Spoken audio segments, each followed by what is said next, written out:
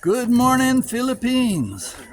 So today we're heading up to the male dormitory at the Cebu City Jail in Guadalupe to meet or see if we can meet with Mr. William Lee Matteson, 76 years old, Vietnam vet, who is incarcerated for possession of marijuana. And here's what we found.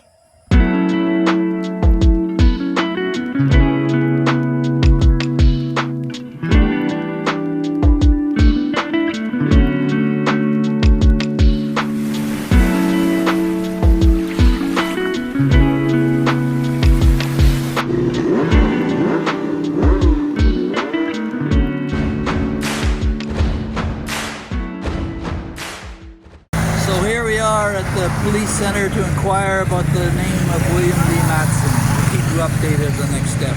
Bye. So we're waiting for the head man with security clearance to verify the whereabouts of Mr. Matteson. This facility only holds people for up to 1 month. After that they're transferred. So we don't really know where he is. So the male dormitory is not where he's at. We're heading up to the other facility and we'll give you a geo location as soon as we have it. So then we found ourselves up in a longer holding facility in the provincial offices, but again, although this wasn't the spot, they directed us next door to the drug enforcement facility. Well, this is getting frustrating. After struggling with the drug enforcement facility, they directed up to the main prison. Still can't find the guy anywhere in the system. We walked up to this maximum security facility, and it only opened your eyes all the more. The reason why you don't mess around with Filipino law. This is probably the worst place you want to end up in the Philippines.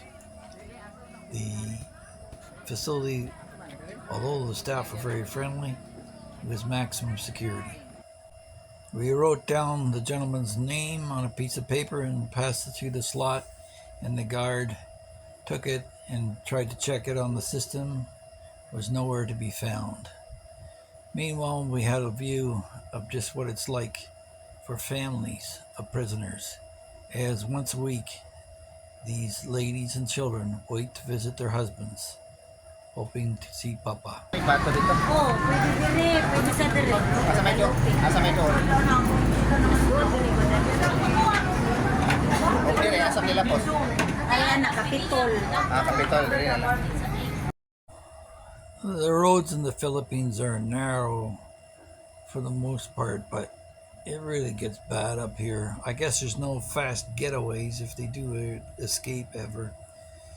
But it was like a mountain bike trail in lots of parts.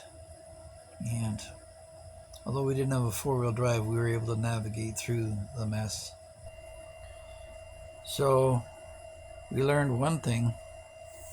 Unless you're a family member, they're not going to grant you access to someone just because you give your name at the front desk.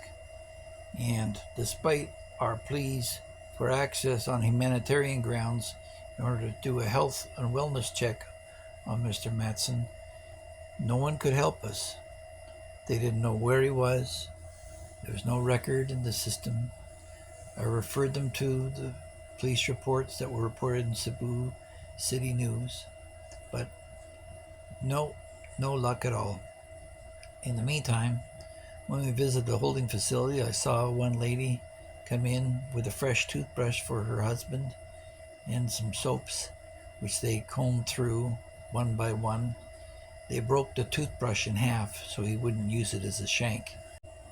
So we, after 2 hours of struggling to find Mr. Matteson, had to pack it in, finding nothing but dead ends and mountainous roads to navigate. If you decide to come to the Philippines, don't forget you are not in the West. They take drugs very seriously here.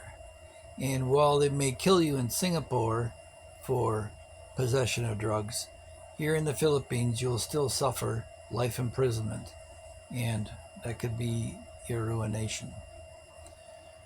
I'd like to thank all my new subscribers and encourage anyone else out there who's looking on a way or method to find Mr. Matteson and help him out to please do so. Remember, he has cancer and prostate problems and needs our care and attention. So, again, thank you for tuning in and witnessing our failed attempt, and hopefully somebody else will have more success than we have. So, unless you want to end up your days rotting in a Philippine prison, don't even think about bringing any drugs into this country. So, until next time, I'd like to thank you all for dropping by. And again, as my son likes to say, don't forget to please like, share, and subscribe. Thanks for watching.